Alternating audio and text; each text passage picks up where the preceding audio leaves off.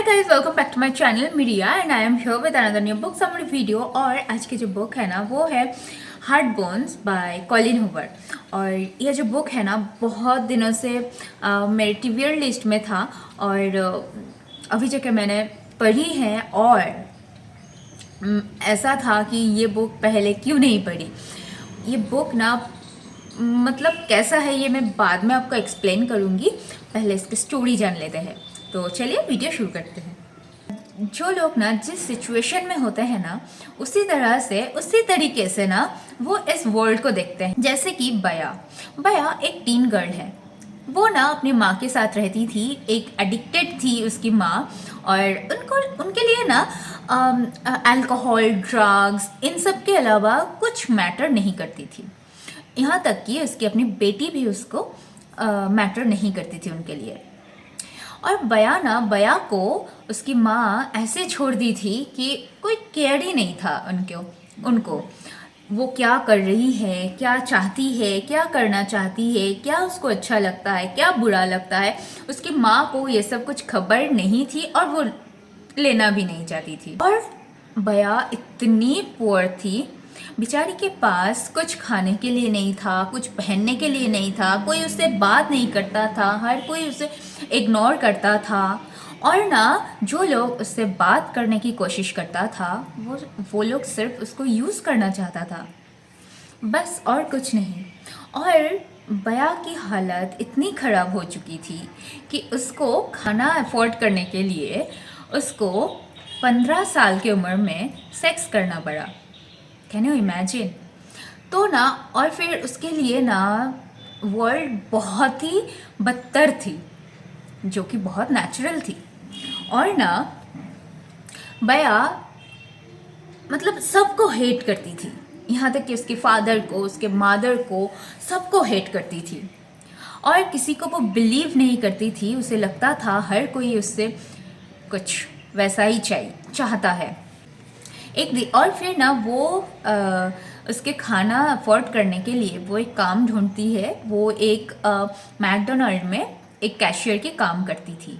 और फिर तभी और एक दिन वो घर आके देखते हैं उसके माँ ओवरडोज हो गई है और मर गई हैं। लेकिन उसको ना ये जानने के बाद कुछ दुख नहीं हुआ, क्योंकि ना वो उसके माँ से तंग आ चुकी थी और वो ना इन सब से दूर भागना चाहती थी। और इसके लिए ना एक्चुअली वो एक कॉलेज में अप्लाई की थी और फिर वो वॉलीबॉल पे एक स्कॉलरशिप भी उसको मिली थी। लेकिन वो ना कभी किसी को इस बारे में बताया नहीं था, यहाँ तक कि उसकी माँ को भी नहीं। और फिर उसके माँ के डेथ के बाद उसके रूम के जो ओनर थे वो आके बोलते हैं कि अभी के अभी तुम्हें रूम खाली करना होगा आधी रात को।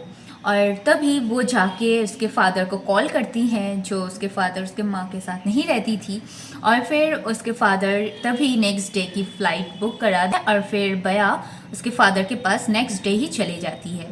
लेकिन उसके फादर को भी ना वो सेल्फिश ही समझती थी। एक्चुअली उसके फादर भी उसके कुछ खबर नहीं लेता था। तो ऑब्वियसली उसको यही लगता था कि उसके फादर भी सेल्फिश ही हैं। उसके फादर उसको अपने पास लेके जाते हैं और फिर वहाँ पे जाके उसके फादर को भी ये भी नहीं बताती हैं कि उसकी माँ मर चुकी हैं।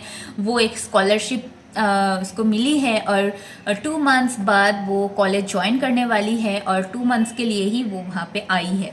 ये सब कुछ वो उसके फादर को नहीं बताई थी। उसके फादर को ये बताई थी कि वो एक हॉलीडे पे आई हैं, वो बोर हो चुकी हैं तो वो वहाँ पे आई हैं।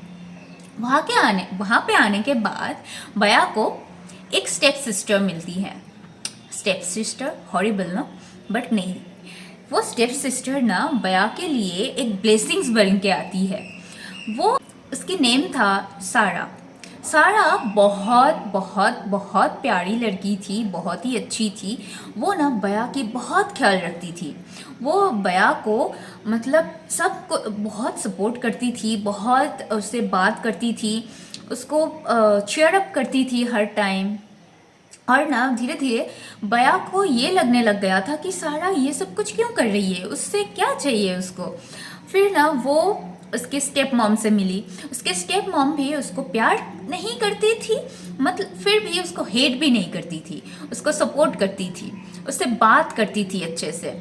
और उसके फादर अगर उस पर गुस्सा करता था तो उसके स्टेप मॉम उसको उसके फादर को समझाता था।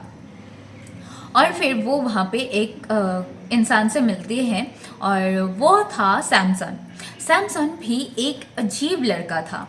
वो ना मतलब उस एरिया में सैमसन को हर कोई बहुत प्यार करता था, लेकिन सैमसन एक मिस्टीरियस गाय था। वो अपने बारे में किसी को नहीं बताता था और वो किसी को कुछ जवाब भी नहीं देता था, लेकिन वो ना सबकी हेल्प बहुत करता था। उसके लिए फ्रेंड्स बहुत मायने रखते थे। तो ना बया और सैमसन एक दूसरे से मिलते हैं और सारा ना इन दोनों को सेट करने में लगी हुई थी। और फिर एक्चुअली सैमसन बहुत गुड लुकिंग था, हैंडसम था, और बया भी थी, बहुत प्यारी सी ब्यूटीफुल गर्ल थी। तो ना वो लोग ना एक्चुअली वो बोलता है ना कि एक दूसरे की सिचुएशन एक दूसरे को अट्रैक्ट करते हैं कि, और वो उन लोगों को ज़्यादा समझती हैं जो अपने ही मतलब एक दूसरे की सिचुएशन को बहुत अच्छे से समझते हैं और उस एक ही सिचुएशन से दो लोग बिलोंग करते थे। तो ना सैमसन और बया एक दूसरे को बहुत सारी बात शेयर करती थी। बया जो किसी को शेयर नहीं करती थी कुछ भी, वो सैमसन से हर एक बात शेयर करती थी। वो सैमसन को सब कुछ बताया था कि उसकी माँ की डेथ हो गई थी और वो इस कंडीशन में था, उसको खाने के लिए क्या करना पड़ा, सब कुछ बता देती है सैमसन को। और उसके बाद सैमसन भी उसको बहुत सारे बातें बताता है अपने बारे में, और फिर ना वो लोग बहुत अच्छे, उन दोनों में बॉन्डिंग हो जाती है। और बया ना एक तरह से डिपेंड होने लगती है सैमसन पे। और तभी वो बोलते हैं ना कि नेचर को ये अच्छा नहीं लगता है शायद कि दो लोग बहुत खुश है, तो वो क्या करता है उन दोनों को अलग कर देता है। तो ये यहाँ पे भी वही हुआ। एक दिन आधी रात को पुलिस आके सैमसन को लेके जाते हैं। क्योंकि सैमसन के पास कुछ नहीं था। सैमसन झूठ बोला था और सैमसन जिस घर में रह रहा था वो किसी और का था और वो इलीगली उस घर में घुस के रह रहा था। और फिर उसके पीछे बहुत सारे स्टोरीज़ हैं, सब कुछ वो बया को बता देता है। और फिर बया ना किसी को ये बात नहीं बताता है कि सैमसन के साथ ये सब कुछ हुआ था। उसको सपोर्ट करना चाहती थी क्योंकि वो भी उसी सिचुएशन से बिलोंग करती थी और सैमसन के पास कोई नहीं था सिवाय बया की। तो बया ठान लेती है कि वो अपने कॉलेज ड्रॉप कर देगी उसको बचाने के लिए, सब कुछ करेगी, लेकिन सैमसन मना कर देता है। वो ये बोलता है कि तुम्हें ये सब कुछ करने की कोई ज़रूरत नहीं है, तुम अपना कॉलेज ज्वाइन करो, अपना करियर बनाओ और खुश रहो और मुझे भूल जाओ, मुझसे मत मिलो। लेकिन बया बहुत कोशिश करता है सैमसन से मिलने की, लेकिन सैमसन मना कर देता है बार बार जेल्स में मिलने से। तो बया को उसके फादर, उसके सिस्टर, हर एक इंसान उसको समझाता है। तो बया अपने कॉलेज ज्वाइन करती है। और फिर ना धीरे धीरे बया की लाइफ, वो ना जब उसके फादर के यहाँ पे आई थी तब ना वो कुछ लाइफ को डिफरेंट तरीके से देखने लग गई थी कि नहीं, हर कोई ऐसा नहीं होता है, सब लोग प्यार भी करते हैं, बहुत एक दूसरे के लिए सिंपैथी है, एक दूसरे के लिए प्यार है, एक दूसरे के लिए सब लोग केयर भी करते हैं। और फिर ना कॉलेज पे जाने के बाद उसको एक अलग ही लाइफ मिलती है। वहाँ पे जाके वो फुल एंजॉय करती है, वो वहाँ पे पार्टी करते हैं, वो वहाँ पे नए नए फ्रेंड्स बनाती है, वो वहाँ पे अच्छे ग्रेड्स लाते हैं। और फिर ना वो उसके बाद एक लॉ स्कूल में भी एडमिशन लेती हैं और फिर अपना घर लेती हैं, अपनी कार लेती हैं और एक और फिर एक ऑफिस भी ज्वाइन करने वाली थी। और लेकिन इन सब के बीच में भी बया को एक ही इंसान का इंतज़ार था और वो था सैमसन। सैमसन जब रिलीज़ हुआ था जेल से तो बया उसको लेने के लिए गई थी और फिर वहाँ पे बया को देख के सैमसन बहुत शॉक्ड हो जाता है कि ये कॉलेज पे नहीं गई क्या। लेकिन बया उसको सब कुछ बताती है कि वो सब कुछ किए हैं जो वो चाहते थे और वो अब एक लॉ स्टूडेंट है और वो कुछ ही दिनों में एक ऑफिस भी ज्वाइन करने वाली है। ये सब सुन के सैमसन बहुत खुश हो जाता है और वो लोग एक साथ फिर से रहने लग जाते हैं। तो ना ये स्टोरी बहुत ही बहुत ही अमेजिंग है, बहुत अलग है कि इसमें एक चीज़ है कि कैसे एक इंसान अपनी लाइफ को बदल देता है और फिर एक नज़रिया बदल जाता है लोगों के बिहेवियर से। और बहुत कुछ ऐसा है, बहुत अच्छा लगा। ये बुक ना अमेजिंग है, अमेजिंग है, अमेजिंग है। I would recommend go and read it, 200% recommended. और ना ये जो बुक है ना बहुत काम है, बहुत ऑडली कंफर्टिंग है और ना कम्प्लीटली डिफरेंट स्टोरी है। और इस बुक में ऐसा प्लॉट ट्विस्ट आएगा ना जो आपको पता भी नहीं चलेगा कि ये आने वाला है, ये होने वाला है। मतलब एक स्मूथ जा रहा था स्टोरी, अचानक ऐसे ऐसे ऐसे ऐसे होने लगता है। तो ये था।